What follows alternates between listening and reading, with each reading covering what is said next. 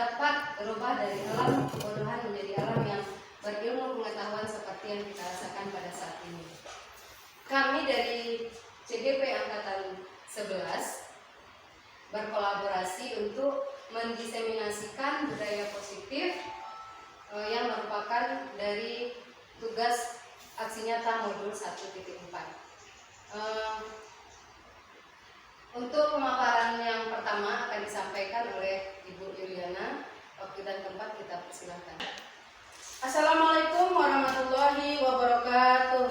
Waalaikumsalam warahmatullahi wabarakatuh. Terima kasih kepada Ibu Nike. Terima kasih juga kepada bapak-bapak, ibu-ibu yang sudah berkesempatan hadir pada acara kita hari ini, yaitu penyebaran tentang budaya positif.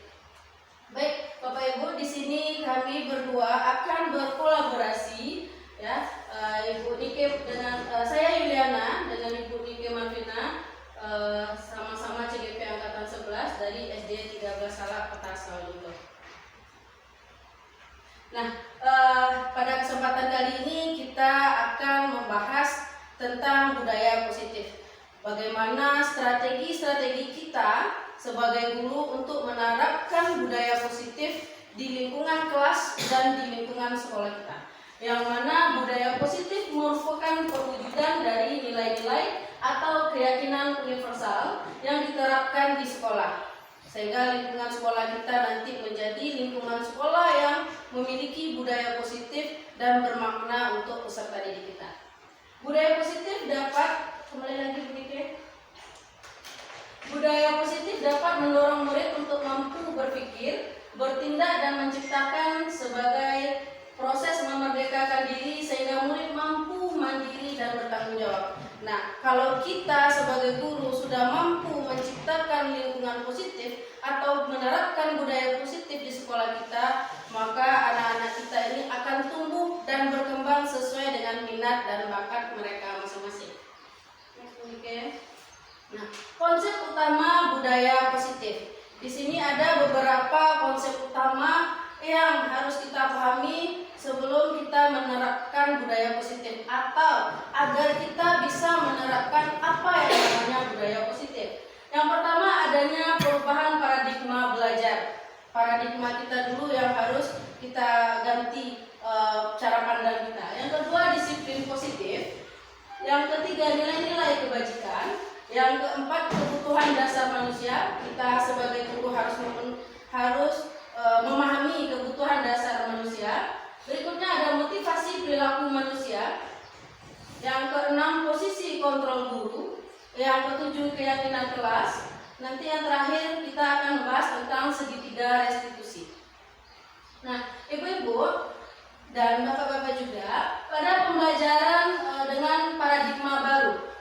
Pembelajaran dengan paradigma baru merupakan pembelajaran yang dirancang berdasarkan prinsip pembelajaran berdiferensiasi, yang mana kita sama-sama tahu bahwasannya merancang pembelajaran berdiferensiasi ini adalah bagaimana kita membuat pembelajaran itu bermakna bagi peserta didik kita, karena kita merancangnya berdasarkan minat dan bakat peserta didik kita tersebut. Dengan kita merancang pembelajaran berdiferensiasi sehingga para peserta didik belajar sesuai kebutuhannya berdasarkan tahapan perkembangan sesuai teori psikologi modern mewujudkan untuk profil pelajar Pancasila, yang mana ada beberapa profil pelajar Pancasila yang sama-sama kita ketahui, karena seluruh jenjang sekarang kita sudah menerapkan kurikulum merdeka. Nah, untuk mengubah paradigma stimulus respon ke pendekatan teori kontrol, ada menurut pendapat salah seorang para ahli, yaitu Stephen R. Covey, ya, ada yang namanya stimulus respon dan ada yang namanya teori kontrol. Yang mana umpamanya kita memberikan stimulus responnya seperti realitas atau kebutuhan kita, ya, nanti kita melihat adanya ternyata setiap kita itu kebutuhannya berbeda-beda. Kalau pada stimulus respon, semua orang melihat hal yang sama. Saat kita melihat hal yang sama, belum tentu respon atau pemikiran kita sama. Walaupun kita melihat sesuatu itu hal yang sama, tapi cara pandang atau pemikiran kita memiliki gambaran yang berbeda-beda. Itulah maksud dari stimulus respon dan teori kontrol. Nah, yang kedua, disiplin positif. Ini perlu kita sama-sama pahami agar kita bisa menerapkan disiplin positif pada lingkungan kelas dan lingkungan sekolah kita. Disiplin positif adalah pembiasaan yang baik, mencakup sikap atau perilaku maupun tutur kata oleh seluruh warga di sekolah, terutama bagi murid, agar dapat berkembang menjadi pribadi yang kritis, mandiri, dan bertanggung jawab. Nah, untuk disiplin positif ini agar tercipta, tentu kita sebagai guru pada pendapat atau semboyan dari Ki Hajar Dewantara, kita sebagai guru tidak lagi menuntut, tapi kita menuntun. Kita menuntun peserta didik kita. Nah, kalau kita mendefinisikan kata-kata menuntut, berarti kita sebagai guru ini juga harus memberikan contoh. Nah, disiplin positif inilah bagaimana kita sebagai seorang guru mencontohkan kepada peserta didik kita pembiasaan-pembiasaan yang baik. Terutama salah satu contoh umpamanya di pagi hari kita bersalaman dengan peserta didik kita. Dengan kita bersalaman dengan peserta didik kita, bertemu dengan peserta didik kita, menyambut peserta didik kita di pagi hari, saat peserta didik kita datang, kita menyambutnya dengan bersalam. Ini akan terjalin silaturahmi dan emosional yang dekat antara guru dan peserta didik. Nah, di saat kita juga mendisiplinkan diri kita, anak kita akan mencontoh. Yang tidak kalah pentingnya adalah di seluruh warga sekolah kata-kata di sini maupun tutur kata. Nah, kita sebagai guru, kita mencontohkan kepada peserta didik kita bagaimana cara bertutur kata yang baik. Sebagai pendidik, tujuan kita adalah menciptakan peserta didik yang memiliki disiplin diri, sehingga mereka berperilaku mengacu kepada nilai-nilai kebajikan universal dan memiliki motivasi dalam diri menuju perubahan perilaku ke arah yang lebih baik. Mudah-mudahan kita nanti bisa, atau kita termasuk guru-guru yang mampu menciptakan budaya positif dan mampu menjadi guru yang menjadi teladan bagi peserta didik kita. Yang ketiga, nilai-nilai kebajikan. Nilai-nilai kebajikan adalah sifat positif manusia yang merupakan tujuan mulia yang ingin dicapai setiap individu. Nilai-nilai itu bersifat universal dan lintas bahasa, suku, agama, maupun latar belakang. Nah, nilai-nilai positif ini lebih tergambarnya pada cara kita sebagai guru berperilaku di sekolah, anak-anak murid kita sebagai warga sekolah juga berperilaku di sekolah. Ini tergambar pada kegiatan proses belajar mengajar maupun pada jam istirahat di lingkungan sekolah. Dengan mengkaitkan nilai kebajikan yang diyakini seseorang, maka motivasi intrinsiknya akan terbangun sehingga menggerakkan motivasi dari dalam untuk mencapai tujuan yang mulia. Nah, berharapnya kita untuk menerapkan budaya positif ini, kita tidak lagi meminta peserta didik kita disiplin, meminta peserta didik kita untuk bertutur kata yang baik, tapi ada penekanan di luar. Siapa yang tidak disiplin, siapa yang datang terlambat nanti ibu hukum. Nah, ini yang harus kita hilangkan. Bagaimana kita menciptakan budaya positif itu di saat anak kita melakukan pelanggaran, kita membuat dia sadar akan kesalahan dia dan nanti ada motivasi dari dalam dirinya sendiri, bukan motivasi karena adanya hukuman. Berikutnya, nilai-nilai kebajikan yang ingin dicapai oleh setiap anak Indonesia kita kenal dengan profil pelajar Pancasila, yaitu beriman, bertakwa kepada Tuhan Yang Maha Esa, berkebinekaan global, gotong royong, mandiri, bernalar kritis, dan kreatif. Ini tujuan kita, ini yang mau kita capai bersama. Topik pembahasan kita berikutnya, kita akan membahas tentang kebutuhan dasar manusia. Pada materi kebutuhan dasar manusia merupakan sesuatu yang kita lakukan lakukan untuk mendapatkan apa yang kita inginkan. Seluruh tindakan yang kita lakukan memiliki tujuan. Semua usaha terbaik yang kita lakukan agar kebutuhan dasar kita terpenuhi dengan baik. Rasanya kalau untuk kebutuhan dasar manusia, kalau kita mendengarkan kata-kata kebutuhan dasar manusia, ini tergambar jelas dalam pemikiran kita bagaimana cara kita nantinya memenuhi apa yang rasanya yang kita inginkan. Ada sesuatu yang kita inginkan dalam diri kita, ini merupakan menjadi kebutuhan dasar manusia dan bagaimana cara kita memenuhinya. Next Punike. Nah, ini beberapa kebutuhan dasar manusia. Yang pertama kita akan melihat tentang bertahan hidup. Tentunya kita sebagai manusia ada kebutuhan yang dinamakan bertahan hidup. Untuk kita melaksanakan kegiatan kita sehari-hari atau rutinitas kita untuk hari-hari ke depannya, ada yang dinamakan kebutuhan bertahan hidup, di mana untuk tubuh kita agar tubuh kita menjadi tetap sehat, agar tubuh kita tidak lemah, sehingga kita dapat melaksanakan aktivitas-aktivitas atau rutinitas kita berikutnya. Nah, rumah juga merupakan kebutuhan bertahan hidup, yang mana rumah merupakan sebagai tempat perlindungan bagi kita. Selain itu juga kita bisa menjadikan kesehatan kita lebih baik itu justru dari rumah. Artinya apa?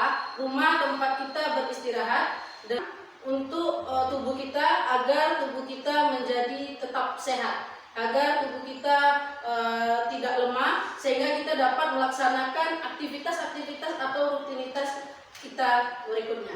Nah, rumah juga merupakan kebutuhan bertahan hidup, yang mana rumah merupakan sebagai tempat perlindungan bagi kita. Selain itu juga kita bisa menjadikan kesehatan kita lebih baik itu justru dari rumah. Artinya apa? Rumah tempat kita beristirahat dan untuk tubuh kita agar tubuh kita menjadi tetap sehat, agar tubuh kita tidak lemah, sehingga kita dapat melaksanakan aktivitas-aktivitas atau rutinitas kita berikutnya. Nah, rumah juga merupakan kebutuhan bertahan hidup, yang mana rumah merupakan sebagai tempat perlindungan bagi kita. Selain itu juga kita bisa menjadikan kesehatan kita lebih baik itu justru dari rumah. Artinya apa? Rumah tempat kita beristirahat dan untuk tubuh kita agar tubuh kita menjadi tetap sehat, agar tubuh kita tidak lemah, sehingga kita dapat melaksanakan aktivitas-aktivitas atau rutinitas kita berikutnya. Nah, rumah juga merupakan kebutuhan bertahan hidup, yang mana rumah merupakan sebagai tempat perlindungan bagi kita. Selain itu juga kita bisa menjadikan kesehatan kita lebih baik itu justru dari rumah. Artinya apa? Rumah tempat kita beristirahat dan untuk tubuh kita agar tubuh kita menjadi tetap sehat, agar tubuh kita tidak lemah, sehingga kita dapat melaksanakan aktivitas-aktivitas atau rutinitas kita berikutnya. Nah, rumah juga merupakan kebutuhan bertahan hidup, yang mana rumah merupakan sebagai tempat perlindungan bagi kita. Selain itu juga kita bisa menjadikan kesehatan kita lebih baik itu justru dari rumah. Artinya apa? Rumah tempat kita beristirahat dan untuk tubuh kita agar tubuh kita menjadi tetap sehat, agar tubuh kita tidak lemah, sehingga kita dapat melaksanakan aktivitas-aktivitas atau rutinitas. Selain bertahan hidup, ada beberapa kebutuhan dasar manusia lainnya, yaitu penguasaan, kasih sayang, kebebasan, serta kesenangan. Nah, pada kebutuhan dasar bertahan hidup, kebutuhan bertahan hidup ini adalah kebutuhan yang bersifat fisiologis untuk bertahan hidup, misalnya kesehatan, rumah, dan makanan. Bagaimana kita memenuhi makanan untuk tubuh kita agar tubuh kita menjadi tetap sehat, agar tubuh kita tidak lemah, sehingga kita dapat melaksanakan aktivitas-aktivitas atau rutinitas kita berikutnya. Nah, rumah juga merupakan kebutuhan bertahan hidup, yang mana rumah merupakan sebagai tempat perlindungan bagi kita.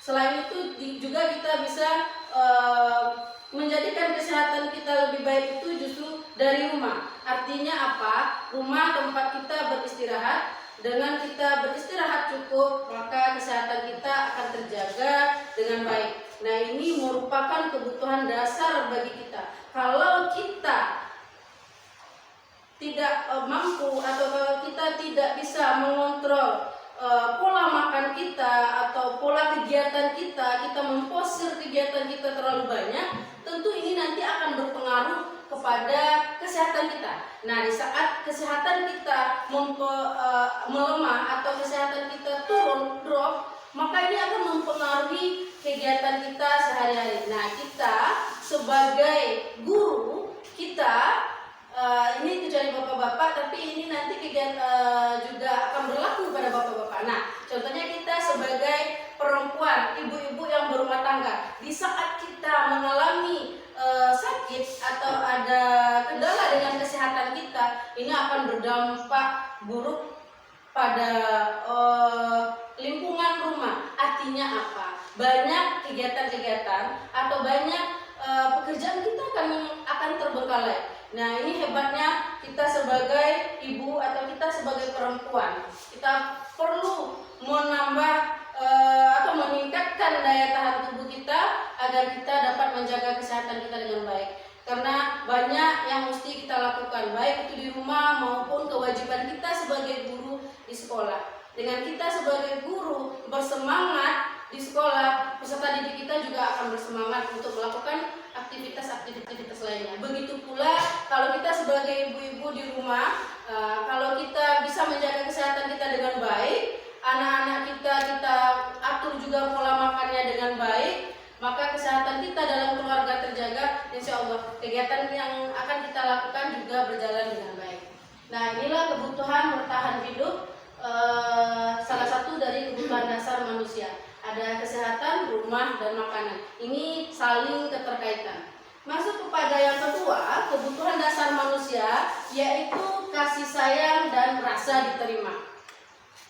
Ya, ini seringkali kita menjadi terabaikan. Padahal ini adalah merupakan poin yang sangat penting yang harus kita pahami. Karena di dalam setiap kita bersilaturahmi, di dalam setiap kita berkomunikasi dengan orang lain, cenderung kita mengabaikan yang namanya kasih sayang dan rasa diterima. Sehingga dalam bersosialisasi atau kita berkomunikasi dengan orang, ada yang namanya rasa minder, ada yang namanya rasa tidak percaya diri untuk bermain atau berkolaborasi. Nah, ini juga terjadi pada peserta didik kita. Kebutuhan ini dan 3 kebutuhan berikutnya adalah kebutuhan psikologis, kebutuhan untuk disayang dan diterima, meliputi kebutuhan akan hubungan dan koneksi sosial, kebutuhan untuk memberi dan menerima kasih sayang, dan kebutuhan untuk merasa menjadi bagian dari suatu kelompok. Kita lihat pada peserta didik kita, terkadang kita melihatnya peserta didik kita itu adalah anak yang nakal, sehingga tidak tertutup kemungkinan kita agak membedakan peserta didik kita. Nah, cara atau pola pikir ini yang harus kita rubah. Kita harus mengidentifikasi mengapa anak kita ini berbuat nakal atau dia berbuat kesalahan, kira-kira ada apa. Nah, terkadang ada indikasinya anak-anak kita ini kurang kasih sayang. Ada rasa minder di dalam hatinya. Dia merasa tidak diterima pada suatu kelompok bermain ataupun kelompok belajar. Nah, kita sebagai guru, kita bersama-sama memahami kebutuhan ini agar pembelajaran yang kita lakukan di dalam kelas bermakna dan sesuai kebutuhan peserta didik kita. Di saat anak kita melakukan kesalahan, kecenderungannya kita langsung kepada yang namanya menuduh atau ingin cepat menyelesaikan masalah dengan adanya sebuah tekanan atau hukuman. Nah, nanti ini akan diterangkan oleh Ibu Nike bagaimana memvalidasi suatu kesalahan yang disebut nanti dengan segitiga restitusi. Nah, yang mau kita bahas sedikit tentang kasih sayang dan rasa diterima ini adalah di saat anak kita melakukan kesalahan lalu kita validasi dan kita rangkul, kita tidak menghukum atau menjudge anak tersebut, anak ini akan timbul percaya diri dalam dirinya, akan timbul motivasi yang baru dalam dirinya. Dia merasa dekat dengan gurunya secara emosional, dia merasa dekat dengan gurunya. Dia tidak minder. Di saat anak-anak itu malas ke sekolah, kalau dia merasa dekat dengan gurunya, ada sesuatu yang dirindukan olehnya, maka dia tidak akan malas lagi untuk datang ke sekolah. Karena apa? Karena dia rindu dengan gurunya. Dia merasa disayang oleh gurunya. Dan dia juga merasa diterima oleh teman-temannya. Namun sebaliknya, jika anak kita merasa dia disisihkan, merasa dia tidak diterima dari teman-teman atau kelompok belajar ataupun kelompok bermain, ini cenderung anak kita malas untuk pergi atau datang ke sekolah untuk belajar seperti biasa. Baik Bapak-bapak dan Ibu-ibu, untuk kebutuhan belajar, kebutuhan dasar manusia, ini ada 5 poin penting. Pada kesempatan kali ini saya membahasnya untuk 2 topik saja. Untuk topik berikutnya akan dilanjutkan oleh teman saya, Ibu Nike Marvina. Kepada Ibu Nike Marvina, kita persilakan. Jadi tadi sudah dipaparkan oleh Ibu Iliana, sekarang tiba giliran saya. Sebelumnya supaya kita tidak mengantuk, kita melakukan ice breaking dulu ya Bapak Ibu. Ice breakingnya cukup duduk saja di tempat duduknya.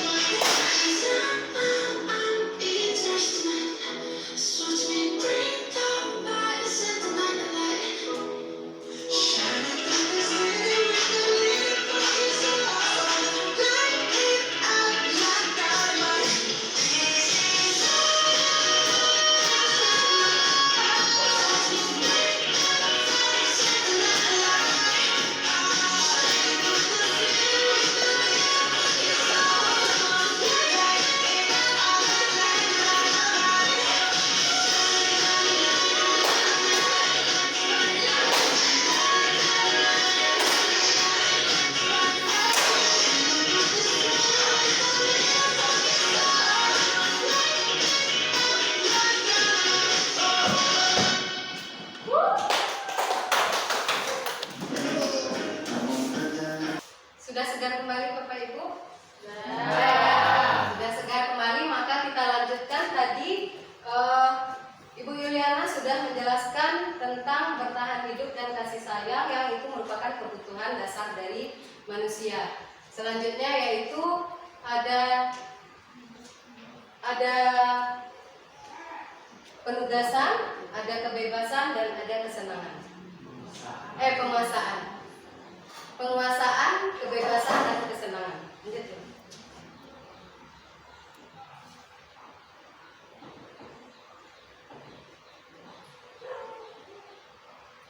Untuk penguasaan, kebutuhan ini berhubungan dengan kekuatan untuk mencapai sesuatu, menjadi kompeten, menjadi terampil, diakui atas prestasi, dan keterampilan kita didengarkan dan memiliki rasa harga diri.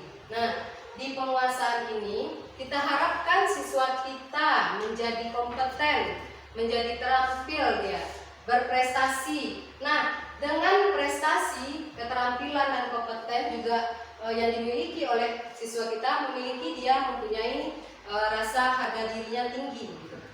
Di disiplin positif ini, pemberian hadiah atau reward itu di sini ternyata bukan hal yang baik, di sini. Kenapa? Karena di sini dapat menciptakan kecemburuan sosial, bisa menciptakan rasa dia tidak senang dengan temannya. Kenapa dia aja yang dapat hadiah gitu, kenapa saya tidak? Jadi ada rasa iri yang timbul dari dalam hatinya. Makanya di sini di disiplin positif ini kami mempelajari bahwa ternyata pemberian reward dan hadiah kepada siswa itu tidaklah baik. Makanya di kurikulum Merdeka itu sudah mulai diangsur tidak ada lagi yang juara, tidak ada lagi pemberian hadiah kepada anak yang juara 1, 2, dan 3. Jadi atas itulah makanya dapatlah jawabannya kenapa pemberian reward atau hadiah itu tidak lagi dibudayakan di sekolah, di tingkat sekolah. Lanjut Bu Yuliana, yang keempat yaitu kebebasan. Nah, kebebasan ini kebutuhan untuk bebas atau kebutuhan akan kemandirian, otonomi, memiliki pilihan, dan mampu mengendalikan arah hidup seseorang. Anak-anak dengan kebutuhan kebebasan yang tinggi menginginkan pilihan mereka, perlu banyak bergerak, suka mencoba-coba, tidak terlalu terpengaruh orang lain, dan senang mencoba hal baru dan menarik. Nah, terkadang kalau kita belajar di dalam kelas itu anak tenang ya, ternyata tidak. Tidaknya itu bukan dalam hal yang negatif. Maksudnya kita sebagai guru di sini menuntun. Jadi anak kita beri kebebasan bagaimana dia cara belajar yang menarik oleh dirinya sendiri, tetapi tujuan pembelajaran kita tadi tercapai. Sampai tujuan pembelajaran kita tadi, apakah anak itu mau, terkadang anak itu ada yang audio, ada yang kinestetik, ya, ada yang visual, dia temannya atau dia bergerak-gerak saja, atau dia tidak mau tenang. Tetapi setelah kita tanyakan kembali ke mereka tahu jawaban apa dari pertanyaan kita. Nah, itu sebetulnya dari kurikulum sebelumnya sudah kita pelajari juga anak-anak yang seperti itu. Tetapi di sini kita memberi kebebasan bukan dalam arti kebebasan yang negatif gitu.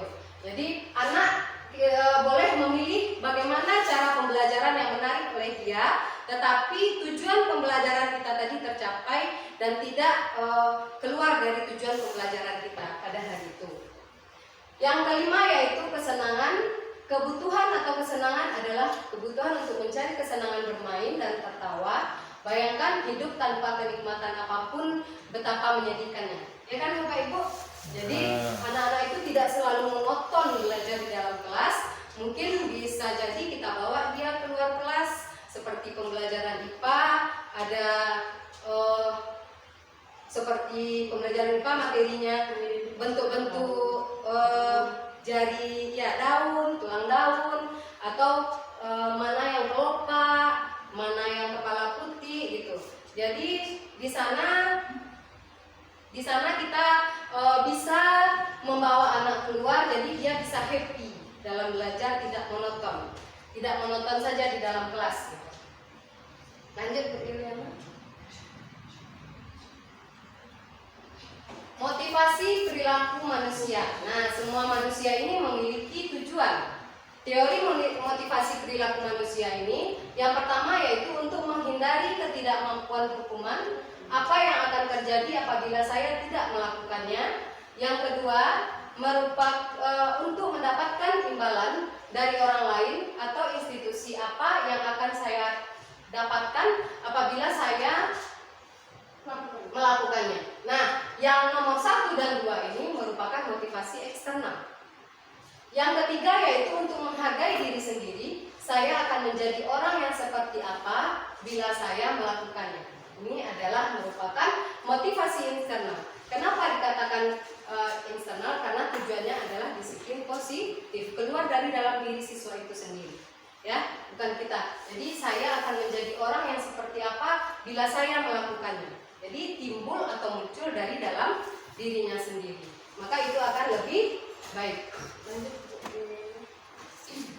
Nah, di sini ada hukuman dan sanksi atau konsekuensi. Di sini ada kasus yaitu Iva kurang menguasai pembelajaran matematika, sehingga pada saat pelajaran tersebut berlangsung, dia lebih banyak berdiam diri atau menggambar di buku pelajarannya. Pada saat guru matematikanya Pak Seno menanyakan pertanyaan, Iva menjadi gugup dan tak sengaja menjatuhkan tasnya dari kursi, serta tiba-tiba menjadi gagap pada saat berupaya menjawab. Seluruh kelas pun tertawa melihat perilaku Iva yang berbicara tergagap dan terkejut tersebut. Pak Seno pada saat itu membiarkan teman-teman Iva menertawakan Iva yang tergagap dan malu luar biasa, dan malahan minta Iva untuk maju ke depan dan berdiri di depan kelas sambil menunjukkan hidungnya karena tidak bisa menjawab pertanyaan Pak Seno. Kelas makin gaduh dan anak-anak pun tertawa melihat Iva di depan kelas memegang ujung hidungnya. Nah, dari kasus ini kira-kira apakah Bapak Ibu setuju dengan tindakan Pak Seno terhadap Iva? Tidak. Tidak. Mengapa tidak setuju? Karena itu bisa membuat pribadi Iva menjadi semakin tidak percaya diri dengan teman-temannya. Iya, di sini Pak Seno dia langsung menghukum. Nah, yang menghukum inilah yang kita hilangkan dari seorang guru. Karena guru ini adalah among. Among itu apa? Among itu adalah menuntun. Kita menuntun murid, bukan apa-apa lalu kita menghukum. Karena hukuman yang kita berikan kepada murid ini bisa menghilangkan kepercayaan dirinya. Jadi membuat dia merasa tidak percaya diri dan membuat anak ini tersebut membuat minder dari teman-temannya yang lain. Dengan kita menghukumnya, berdirikan di depan, memegang hidung, yang lain melihat. Jadi untuk berdiri di depan saja terkadang untuk membacakan hasil diskusinya dia sudah nervous, sudah grogi, apalagi berdiri di depan dengan hukuman yang diberikan oleh guru. Nah, itu adalah tidak mendidik. Makanya guru ini harus berputar haluan, bukan lagi menuntun, bukan lagi menghukum, tetapi menuntun sebagai among kita di sini. Ibaratnya petani ya Bapak Ibu, petani itu kalau dia mau hasil yang bagus bagaimana? Dicari bibit yang bagus. Kalaupun bibitnya tidak bagus, yang didapat bagaimana cara mengupayakannya supaya dia hidup tumbuh dengan bagus? Membuat tanah atau lingkungan. Nah, diberi pupuk ya Bapak Ibu, disirami, disiangi rumput-rumput liarnya, yang hasil akhirnya nanti akan menjadi bagus. Nah, seperti itulah kita sebaiknya guru yang menuntun tadi. Jadi tidak sedikit-sedikit kita hukum, sedikit-sedikit kita hukum. Tidak. Jadi kita harus menuntun. Yang kedua, menurut Bapak Ibu, tindakan Pak Seno terhadap Iva adalah sebuah hukuman atau konsekuensi? Hukuman. Ya, sebuah hukuman ya. Hukuman bukan konsekuensi. Lanjut Ibu Ani. Nah, di sini ada konsep disiplin dengan identitas yang gagal. Ya Bapak Ibu, ada hukuman dan penghargaan. Inilah yang saya jelaskan tadi. Kalau penghargaan atau berupa reward dan hadiah ini harus kita hindari kepada peserta didik kita mulai dari sekarang. Berangsur-angsur kita pelan-pelan merubahnya, karena ini merupakan konsep disiplin dengan identitas yang gagal. Kenapa? Karena hukuman dan penghargaan ini, kalau yang hukuman menyakitkan. Kalau kita saja diberi hukuman menyakitkan ya Bapak Ibu ya. Nah, menyakitkan, menjadi kita tidak nyaman, menjadi tidak nyaman, murid menjadi takut, memaksa, murid menyembunyikan kesalahan, murid menjadi rendah diri. Akhirnya si murid tadi menjadi tertutup dia. Jadi mono dia, tidak bersemangat dia dalam pembelajaran. Akhirnya dia datang ke sekolah dengan keadaan yang tidak bersemangat, karena membayangkan gurunya dari rumah ketika dia bersiap-siap mau ke sekolah, nanti guru saya menghukum saya lagi, saya tidak bisa, nanti saya dihukum lagi. Nah, jadi anak tadi menjadi takut ya. Penghargaan ini tidak efektif, dapat merusak hubungan. Mengapa dia dapat merusak hubungan? Kira-kira Bapak Ibu? Nah, ya karena kecemburuan ya. Kenapa teman saya dapat hadiah, saya nggak dapat, sementara dia merasa dia tidak mampu untuk menyaingi temannya. Yang ujung-ujungnya, ya kalau begitu saya tidak akan pernah dapat hadiah. Nah, jadi pemikiran seperti itulah yang dapat merusak hubungannya dia dengan temannya. Nah, otomatis hubungan dia dengan temannya menjadi tidak baik. Mematikan kreativitas. Nah, karena dia sudah merasa tidak bisa bersaing dengan temannya, atau dia sudah mengukur kemampuannya, sudah berusaha dia tetap tidak bisa, makanya dia bisa mematikan kreativitas. Seperti kemarin ada kasus kita ya Bu Ana ya, anak ini tidak mampu. Setelah kita konsultasi, kalau anak yang soalnya bisa dia selesai 10, yang tidak mampu ini mungkin bisa kita kasih 7 atau 6 saja. Nah, itu dapat menimbulkan rasa percaya dirinya, oh ternyata saya bisa. Mudah-mudahan dengan cara seperti itu berangsur-angsur ada timbul kepercayaan dirinya, diberi dia pemikiran yang luas sehingga dia mampu menyamai dengan temannya yang tadi. Yang berikutnya yaitu menghukum dengan sistem ranking. Nah, ini tidak boleh lagi. Makanya mulai kita udah menjalankan di sekolah kita ya Bapak Ibu ya, tidak ada lagi sistem ranking. Mulai dari akhir-akhir kurikulum 13 kemarin, dan alhamdulillah di awal kurikulum Merdeka ini kita tidak ada lagi sistem perankingan. Karena pada dasarnya semua anak itu tidak ada yang bodoh. Semuanya tidak ada yang bodoh. Yang berikutnya yaitu merampas hak menghargai dirinya. Dengan dia tidak percaya diri tadi, berarti kita merampas hak mereka menghargai dirinya sendiri. Kenapa? Karena dengan perbuatan kita, dia tidak lagi merasa percaya diri. Jadi terampaslah hak menghargai dirinya sendiri tadi, dia menjadi orang yang minder. Nah, itu bisa fatal akibatnya untuk kedepannya anak didik kita. Lanjut Ibu Ana. Ini merupakan konsep disiplin dengan identitas yang gagal. Lanjut Ibu Ana. Itu berat menjadi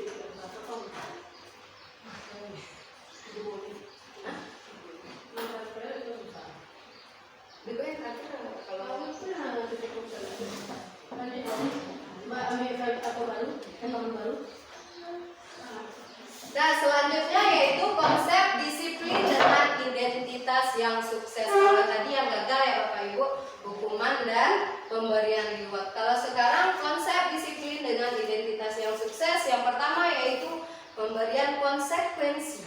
Bukan kita berikan hukuman, tetapi kita berikan konsekuensi kepada peserta didik kita. Nah, di sini nanti akan saya jelaskan bagaimana anak ini bisa menerima konsekuensinya, seperti sebelum pembelajaran dimulai di awal tahun pembelajaran, kita mengadakan kesepakatan kelas. Nanti ada saya jelaskan di slide berikutnya. Sekarang konsekuensi yaitu penguatan jangka pendek, perlu monitoring berkelanjutan, stimulus respon, murid menghormati peraturan, kehilangan waktu untuk mengurangi kesalahan. Jadi dengan kita memberikan konsekuensi kepada peserta didik kita, dia mulai berpikir, oh iya, kita sudah membuat konsekuensi, jadi kalau bisa kesalahan-kesalahan yang saya lakukan akan saya berusaha memperbaikinya. Jadi kehilangan waktu untuk mengurai kesalahan, murid menghormati peraturan yang ada. Yang selanjutnya yaitu restitusi. Murid bertanggung jawab atas perilakunya, fokus pada pemecahan masalah jangka panjang. Murid menghormati dirinya dan orang lain, Teori kontrol, dirinya memegang kontrol, murid bersemangat memperbaiki kesalahan. Jadi inilah restitusi kesalahan-kesalahan yang dilakukannya, berusaha dia mengingatnya dan merubahnya atau menghilangkannya sedikit demi sedikit. Lanjut Bu Ana. Nah, di sini mari berlatih hukuman dan konsekuensi. Kira-kira ini kita isi bersama ya Bapak Ibu kolom ini. Yang kolom pertama mencatat 100 kali di dalam buku kalimat, saya tidak akan terlambat lagi karena terlambat ke sekolah. Kira-kira ini termasuk hukuman atau konsekuensi Bapak Ibu? Hukuman. Dari mana bisa menyatakan kalimatnya hukuman? Iya, menulis, mencatat 100 kali di dalam buku kalimat. Kalau kita disuruh mencatat 100 kali, kira-kira berat atau tidak? Iya, jadi ini adalah merupakan hukuman yang tidak boleh kita lakukan kepada siswa kita. Lari mengelilingi lapangan basket 2 kali karena terlambat hadir di sekolah. Ini apakah hukuman atau konsekuensi? Lari mengelilingi lapangan basket 2 kali karena terlambat hadir ke sekolah. Hukuman atau konsekuensi? Lari mengelilingi lapangan basket. Hukuman atau konsekuensi Bapak Ibu? Hukuman? Terlambat hadir ke sekolah. Dia bisa dikatakan konsekuensi kalau dari mata pelajaran yang sama. Umpamanya contoh, dia lari mengelilingi lapangan basket 2 kali karena terlambat hadir 10 menit tangan. Tapi kalau karena dia terlambat datang sekolah, lalu disuruh lari 2 kali atau mengelilingi lapangan basket, ini merupakan hukuman menurut kecuali kalau pada saat pembelajaran PJOK ini biasanya ya sudah mengadakan kesepakatan kalau Bapak Ibu kalau anak-anak Bapak atau anak-anak Ibu terlambat untuk berbaris ke lapangan, nanti konsekuensi yang akan anak Bapak terima berlari ke lapangan 2 keliling. Nah, itu sudah dikonsekuensikan terlebih dahulu. Tetapi di sini kalimatnya terlambat hadir di sekolah. Ya, terlambat hadir di sekolah, kita nggak tahu anak ini kenapa dia bisa terlambat datang ke sekolah. Mengapa dia terlambat? Apakah mungkin bajunya yang belum disetrika orang tuanya atau sarapan yang terlambat? Kita nggak tahu. Nah, di sini merupakan hukuman karena terlambat hadir di sekolah. Yang selanjutnya yaitu membersihkan coretan yang dibuatnya di meja tulis. Nah, ya ini merupakan konsekuensi karena dia membersihkan coretan punya dia sendiri yang dibuatnya di meja tulis. Murid diminta untuk push up 15 kali karena tidak menggunakan masker ke sekolah. Nah, ini udah jelas hukuman ya. Udah tahu pakai masker, disuruh pula push up. Ujung-ujungnya tidak bernafas anak murid kita jadinya. Lanjut Ibu Ana. Menggantikan kertas tugas teman yang telah dicoret-coret. Ya, ini merupakan konsekuensi. Menggantikan kertas tugas teman yang telah dicoret-coret. Murid diminta bertelanjang kaki sepanjang hari karena tidak menggunakan sepatu warna hitam sesuai peraturan sekolah. Hukuman atau konsekuensi Bapak Ibu? Hukuman, karena dia diminta bertelanjang kaki sepanjang hari ya. Membersihkan tumpahan air di meja tulis karena tersenggol pada saat belajar. Konsekuensi. Jadi Bapak Ibu, lanjut Ibu Juliana. Disinilah 5 posisi kontrol kita sebagai guru.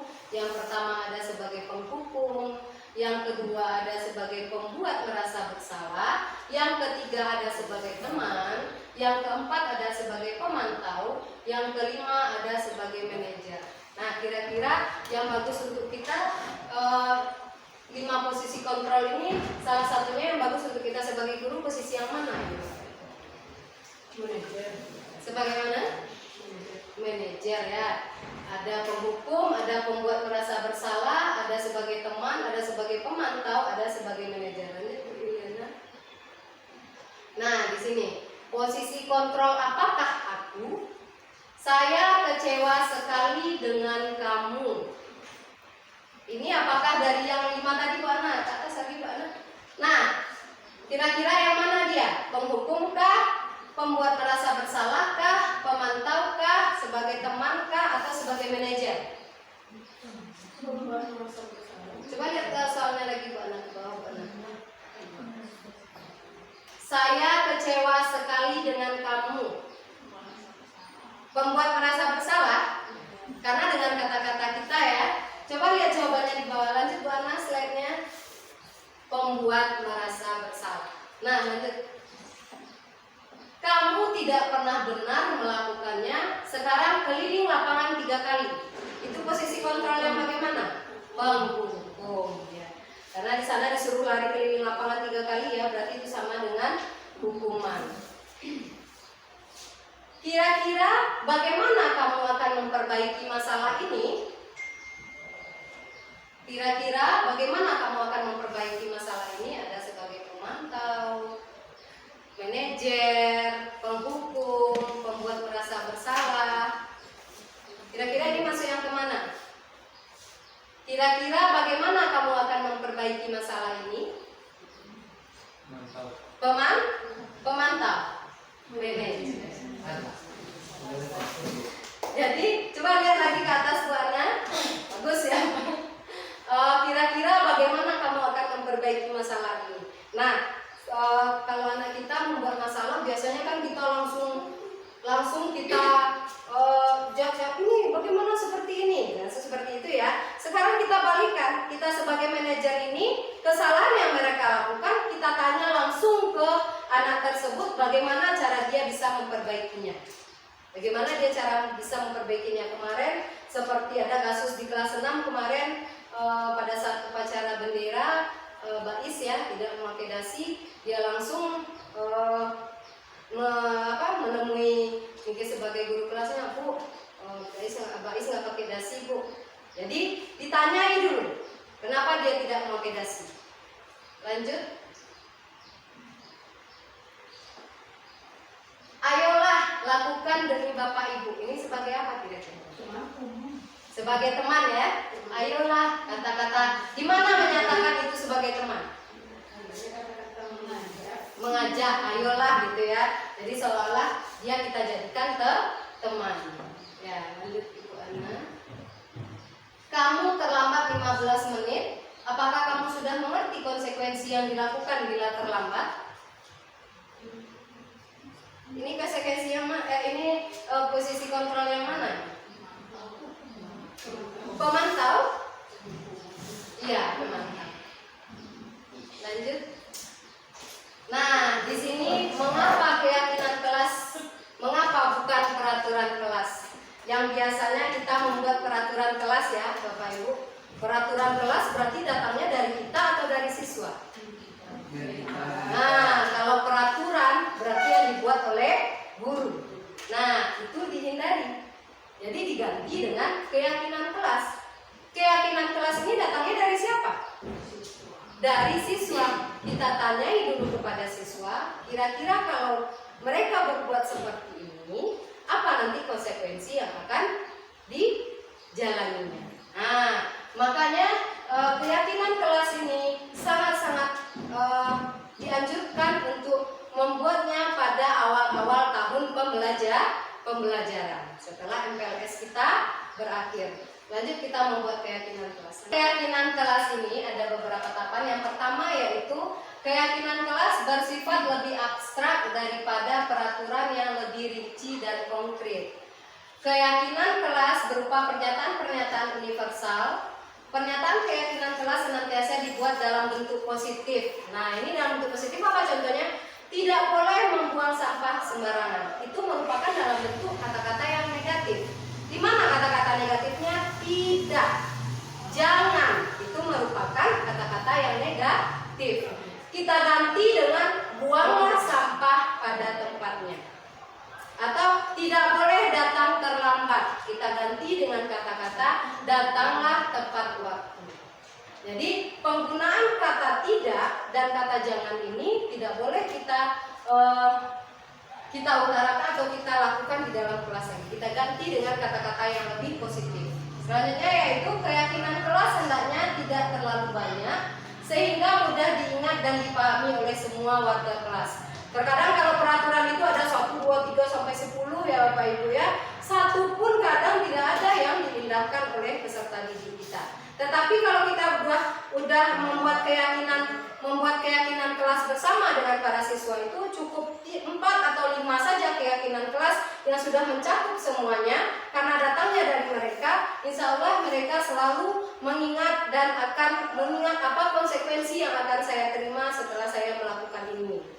Jadi keyakinan sebaiknya sesuatu yang dapat diterapkan di lingkungan tersebut. Nah, di dalam lingkungan kelas lingkungan sekolah, semua warga kelas hendaknya ikut berkontribusi dalam pembuatan keyakinan kelas lewat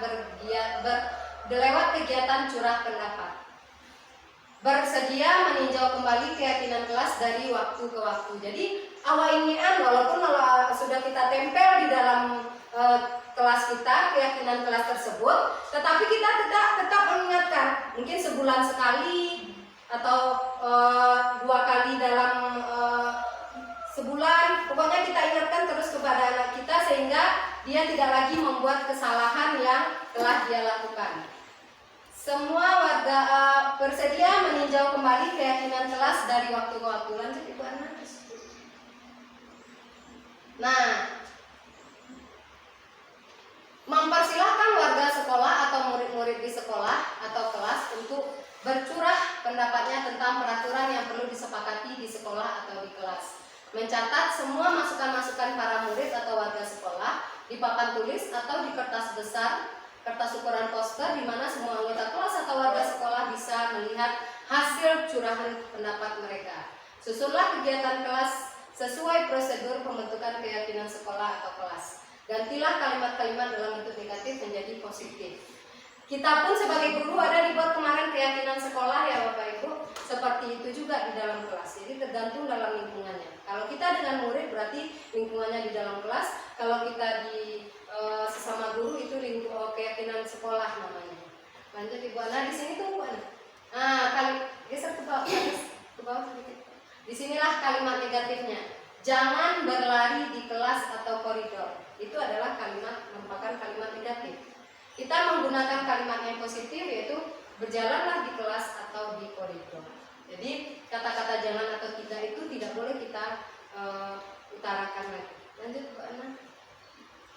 Ini merupakan pembentukan keyakinan kelas 6 sewaktu awal pembelajaran tahun 2024-2025 kemarin. Jadi anak-anak itu diminta dia menulis apa yang ingin dia tulis di dalam kertas, lalu ditempelkan di papan tulis. Setelah itu kita bersama-sama membentuk keyakinan kelas masing-masing yang harus disepakati, karena kalau tidak akan nantinya menerima konsekuensi, tetapi bukan hukuman, konsekuensi yang akan mereka terima. Nah, untuk selanjutnya saya akan mengembalikan kepada Ibu Liliana. Baik, kita lanjutkan ya Bapak Ibu. Tadi kita sama-sama melihat proses Ibu Nike membuat keyakinan kelas di kelas 6 ya. Alhamdulillah pada dasarnya waktu awal tahun pelajaran kita bersama-sama di kelas kita masing-masing juga sudah melaksanakan yang namanya pembentukan keyakinan kelas. Nah, ini juga ada gambaran pembentukan keyakinan kelas di kelas 5. Pada dasarnya pembentukan keyakinan kelas ini bisa kita gunakan dengan berbagai cara. Baik itu anak-anak mengemukakannya dalam bentuk atau curhat di dalam bentuk kertas-kertas kecil atau stick note, lalu kita tempel, atau nanti bagaimana metode kita sebagai guru di dalam kelas untuk membuat keyakinan tersebut atau mengumpulkan keyakinan tersebut. Gitu. Nah, setelah kita melakukan atau membuat yang namanya keyakinan kelas, aturan-aturan di dalam kelas, adanya konsekuensi, ada juga anak-anak kita nanti yang akan melakukan kesalahan atau anak kita melakukan pelanggaran. Nah, di sini kita sebagai guru dituntut bagaimana cara kita menerapkan yang namanya segitiga restitusi. Apa itu segitiga restitusi? Segitiga restitusi itu adalah sebuah kerangka yang membantu kita sebagai guru untuk kita menyelesaikan masalah tanpa kita menambah masalah. Apa artinya? Suatu proses dialog yang dijalankan oleh guru agar dapat menghasilkan murid yang mandiri dan bertanggung jawab. Nah, saat anak kita melakukan kesalahan, langsung kita marah. Ini mungkin pernah terjadi sebelum-sebelumnya. Nah, sekarang kita belajar tentang segitiga restitusi, bagaimana kita memvalidasi tindakan yang pertama kita menstabilkan identitas, kedua kita memvalidasi tindakan yang salah, barulah nanti adanya keyakinan kelas. Awal-awalnya saat anak kita datang terlambat atau anak kita melakukan pelanggaran, kita langsung marah. Anak kita datang terlambat, kamu dan kamu aja yang datang terlambat setiap hari, tanpa kita menstabilkan identitas dulu. Kita mengidentifikasi dulu, kira-kira anak kita ini terlambatnya kenapa. Atau yang sering terjadi, anak-anak kita melakukan kesalahan di saat jam istirahat. Anak kita bertengkar,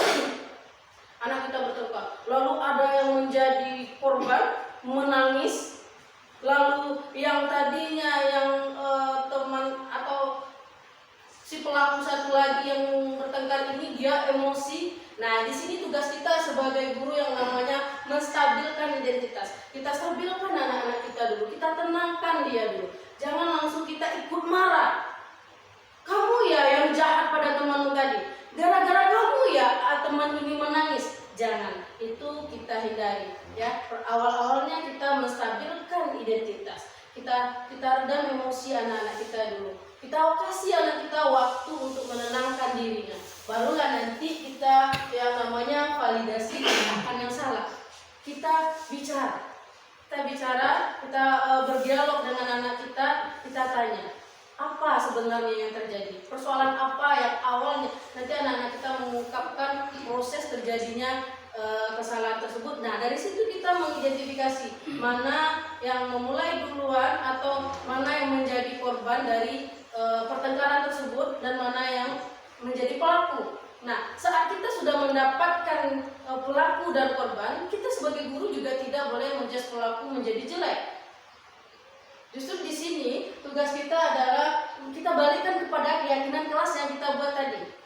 Saat anak kita bertengkar, menurut keyakinan kelas atau kesepakatan kelas yang telah kita kesepakati bersama, apa konsekuensinya? Bukan hukuman. Kamu sudah membuat teman marah, ibu gak suka anak-anak ibu seperti itu. Bukan begitu. Tapi kita kembalikan kepada keyakinan kelas kita. Pelanggaran keyakinan kelas mana yang telah dilanggar oleh anak didik kita. Nah, dari situ kita menimbulkan kesadaran anak-anak kita. Dia merasa tahu di mana salahnya, nanti dia akan mencoba untuk belajar dari kesalahannya agar ini tidak terulang lagi. Nah, menstabilkan identitas seperti yang kita sampaikan tadi, berbuat salah itu wajar, tidak anak didik saja, kita sebagai guru kadang-kala kita juga melakukan kesalahan. Itu kita akui bersama, tidak ada manusia yang sempurna. Inilah yang kita sampaikan kepada anak didik kita. Supaya anak yang tadinya melakukan kesalahan tidak takut atau merasa bertemu dengan kita itu adalah menakutkan. Bertemu dengan kita itu rasanya bagi dia itu adalah sebuah hukuman, sesuatu yang berat. Di situ kita menenangkannya bisa dengan kata-kata bahwa berbuat salah itu wajar. Jadi anak kita merasa dinetralkan emosi itu. Tidak ada manusia yang sempurna. Ibu, bapak juga pernah melakukan kesalahan. Ibu bapak tidak mau mencari siapa yang salah, tapi ibu bapak ingin mencari solusi dari permasalahan ini. Nah, kita ajak anak kita berbicara ibaratnya dari hati ke hati. Bagaimana cara kita menyelesaikan masalah ini? Dia bertengkar karena apa? Nah, lalu kira-kira bagaimana? Kita tanyakan, bagaimana menurut pendapat anak ibu? Seperti apa kita ini? Maunya kita seperti apa? Lanjut, oke? Validasi tindakan yang salah. Berdasarkan prinsip setiap perilaku berupaya memenuhi suatu kebutuhan tertentu. Kamu pasti punya alasan mengapa melakukan hal itu. Nah, seperti anak kita tadi. Kadang-kala anak kita buru-buru berbicara menyalahkan teman, ini mulai duluan bu, atau dia berbicara seakan-akan dia membela dirinya, menjatuhkan kesalahan kepada teman. Ya, padahal kamu bisa melakukan yang lebih buruk dari ini ya. Kamu patut bangga karena telah melindungi sesuatu yang penting buat kamu. Ini cara atau dicontohkannya beberapa cara untuk kita memvalidasi tindakan yang salah. Kadangkala anak-anak kita itu bertengkar memang ada alasan tertentu dalam dirinya, ada diejek teman, ada anak kita yang emosinya langsung naik atau marah di saat temannya menyebut nama orang tuanya. Nah, ini yang perlu kita validasi. Keyakinan kelas apa yang sudah ada ibu langgar? Nah, insya Allah kalau dia memahami keyakinan kelasnya, anak-anak kita akan menjawab bahwasanya di saat dia bertengkar, dia telah melanggar keyakinan kelas, saling menghormati. Nah, dia hubungan yang tidak baik dengan temannya. Nah, dari situ kita mengajak peserta didik kita untuk saling bermaafan, untuk memaafkan kesalahan teman, mengajak peserta didik kita mengkoreksi dirinya untuk tidak melakukan kesalahan yang sama, sehingga adanya tercipta hubungan saling menghormati antar sesama teman. Sehingga kembali lagi anak-anak kita bersatu dalam suatu kelompok belajar atau kelompok teman bermain. Demikianlah presentasi kita pada kali ini, Bapak Ibu. Apakah dari penjabaran dari Ibu Nike dan Ana, kira-kira apakah ada pertanyaan dari Ibu-Ibu?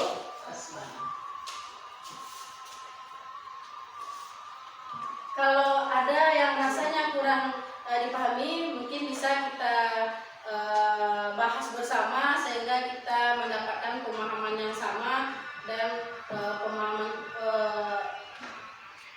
pembahasan pembelajaran kita hari ini menjadi lebih bermakna.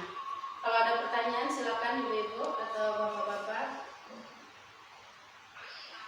Baiklah, saya akan mencoba menjawab pertanyaan dari Ibu Tia. Peran guru dalam mengidentifikasi kebutuhan dari peserta didik. Yang pertama, kita mengamatinya terlebih dahulu. Kita amati peserta didik tersebut, lalu kita memberikan penilaian kepada peserta didik tersebut. Baik, apakah ada pertanyaan lagi?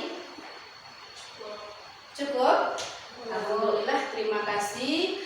Alhamdulillah, puji syukur ya Bapak Ibu, hari ini kita telah menyelesaikan atau kita diberi kesempatan untuk mensosialisasikan bagaimana penerapan budaya positif di sekolah kita. Mudah-mudahan kita dari tujuan kegiatan ini juga tercapai, juga terbentuk dalam lingkungan sekolah kita menjadi guru yang menuntun peserta didik kita mampu menciptakan lingkungan atau budaya positif di kelas yang berkembang menjadi lingkungan sekolah, dan kita insya Allah menjadi guru-guru yang dirindukan oleh peserta didik kita.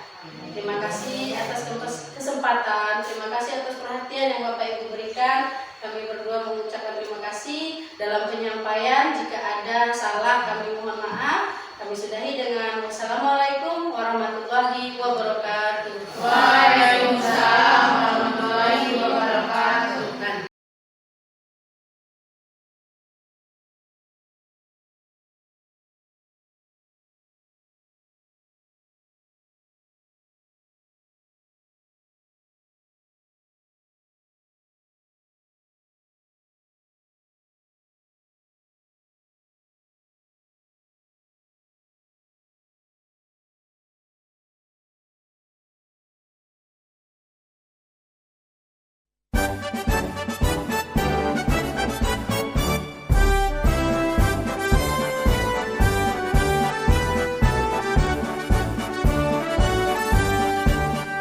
Bulatkan tekad, kuatkan hati, negeri ini memanggilmu kawan. Belajar bergerak berbagi untuk negeri, guru penggerak majukan pendidikan. Guru penggerak menghamba para murid, kreatif rancang pembelajaran. Hargai potensi, tingkatkan prestasi, lahirkan profil pelajar Pancasila. Belajar bergerak berbagi untuk negeri, kita menjalin kolaborasi. Jadi tahu nggak kenapa ya panggil di sini? Untuk negeri Nggak tahu. Sekarang ada apa pasti hari Senin tadi kita melaksanakan apa? Melaksanakan upacara bendera. Kita Yuki, anak ibu tadi beda ya tempat berdirinya dari teman-teman? Iya. Nah, tadi itu kenapa? Kayak lupa membawa dasi. Kita upacara setiap hari Senin. Yuki lupa membawa dasi. Kenapa sampai lupa, Nak? Karena buru-buru. Terburu-buru ke sekolah? Ya. Terlambat bangun? Ya, Bu. Kenapa sampai terlambat bangun? Lambat juga tidaknya. Lambat juga tidurnya. Aduh, anak sekolah harusnya tidur jam berapa, Nak? 9. Jam 9. Yuki tadi malam tidur jam berapa? Ya, setengah 10. Menurut ibu tidak terlambat, begitu tidak terlambat. Berarti Yuki harus siap bangun pagi-pagi untuk siap juga berangkat ke sekolah. Kapan perlu, Nak? Anak ibu persiapkan malam itu perlengkapannya. Jadi pagi itu kita tidak terburu-buru, ya, ya Yuki ya. Kita harus ke sekolah itu harus lengkap. Kira-kira tadi Yuki dengan tidak membawa dasi melanggar aturan kita nggak? Iya. Aturan sekolah nggak? Iya. Nah, aturan apa yang dilanggar? Aturan aturan lupa membawa dasi. Lupa membawa dasi. Iya. Itu termasuk aturan apa di sekolah kita? Disiplin. Disiplin dalam berpakaian. Ayah. Disiplin dalam berpakaian. Nah, sekarang ibu udah bertemu dengan Yuki. Yuki mau tidak berjanji sama ibu untuk tidak melanggar lagi? Oke. Yuki marah kalau ibu tanya-tanya? Enggak apa-apa. Sebenarnya ada loh alasan kedua ibu kenapa ibu memanggil Yuki ke sini. Karena rambut pendek. Ah, bagus. Yuki udah tahu karena rambutnya sudah mulai panjang. Ini bagus untuk kita ke sekolah? Tidak. Tidak. Ya. Ini kalau rambutnya panjang, kalau nanti sudah terlalu panjang mau ibu ikat kayak anak ibu perempuan? Enggak ya, Nak ya. Karena itu bukan pakaian kita sebagai laki-laki. Kenapa rambutnya masih panjang ini, kenapa? Karena belum bisa dicukur. Kenapa belum sempat mencukur? Karena mama belum ada apa. Mama belum ada waktu untuk ngantar. Oh, kalau sendiri Yuki nggak bisa. Oh, nanti ajak mamanya ya. Ma, kapan cukur rambut? Kata ibu lebih cepat lebih baik. Gitu ya, Nak ya. Ya. Aturan apa yang dilanggar lagi nih? Nah, kita sebagai anak sekolah harus bagaimana pergi ke sekolah? Harus rapi. Ah, bagus, harus rapi. Harus rapi. Mau Ki berjanji sama ibu untuk tidak melanggar lagi? Oke. Nah, itu aja ya, Nak ya. Nanti nggak boleh melanggar lagi ya, Nak ya. Silakan Ki kembali ke kelas ya.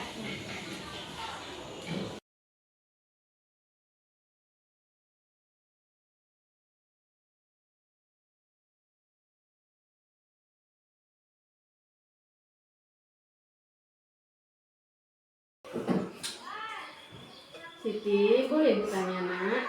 Boleh, Bu. Siti kenapa, Nak? Hani diejek-ejeknya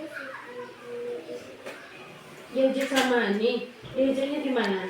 dibilangnya Siti jelek, dibilang juga jelek, Siti robek.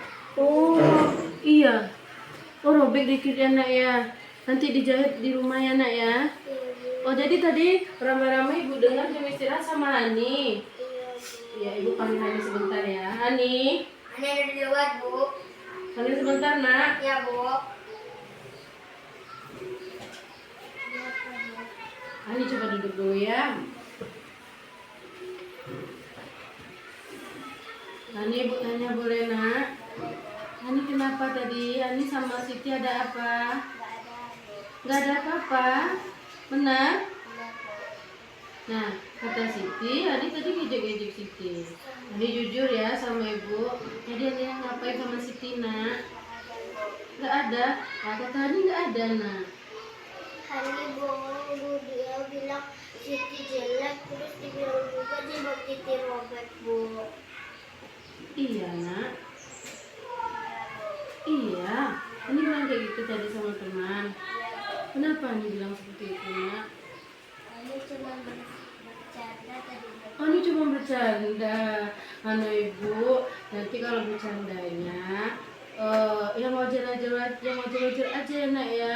Jangan lihat sesuatu sama teman jadi bahan bercanda. Terkadang bahan bercanda kita itu bisa membuat teman kita tersinggung. Kasihan kan teman kita jadinya, ya kan? Teman kita kan jadi sedih jadinya. Jadi bercanda itu jangan sampai yang menyinggung perasaan teman, ya nak ya. Besok kalau bercanda itu di dalam kelas atau saat beristirahat, bercandanya itu jangan yang sampai menyinggung perasaan teman, ya. Jadi dibilang Siti jelek gitu, kita nggak boleh begitu ya nak ya. Iya Siti, Ani sudah mengerti kesalahannya sama ibu. Masih marah Siti ya? Enggak mau memaafkan temannya. Ya. Berarti Hani sama Siti nggak boleh marahan lagi ya nak ya. Mau saling bermaafan. Nah, Hani kan tadi mau ngejek Siti, ya nak ya. Berarti Hani minta maaf duluan. Mau. Nah, Siti nggak boleh marah-marah lagi ya, nggak boleh sedih-sedih lagi. Mau memaafkan Hani nak? Mau. Dan coba anak ibu bersalaman, ya, saling memaafkan ya. Ya. Nah, nanti jilbab Siti minta dijahitkan sama mama ya nak ya. Iya, anak ibu apa yang ada pada diri kita itu kan ciptaan Allah, pemberian dari Allah. Jadi kita nggak boleh bilang ini jelek, ini kurang bagus, apa segala macam. Ciptaan Allah itu semuanya indah, semuanya bagus. Ya nak ya. Ya. Ibu senang kalau anak ibu sudah berteman kembali. Nah, ibu maunya sampai lama-lama seperti ini, nggak ada marah-marahan lagi. Ya nak ya. Ya udah, itu aja. Kembali ke kelas dulu ya. Saya merasa senang sudah diajak berdiskusi oleh Bu Ana. Saya menjadi tahu solusi dari permasalahan saya agar saya lebih disiplin lagi. Terima kasih Bu Ana. Saya merasa senang telah diajak berdiskusi dengan Bu Ana atas permasalahan yang sedang saya hadapi. Saya jadi tahu solusinya. Terima kasih Bu Ana.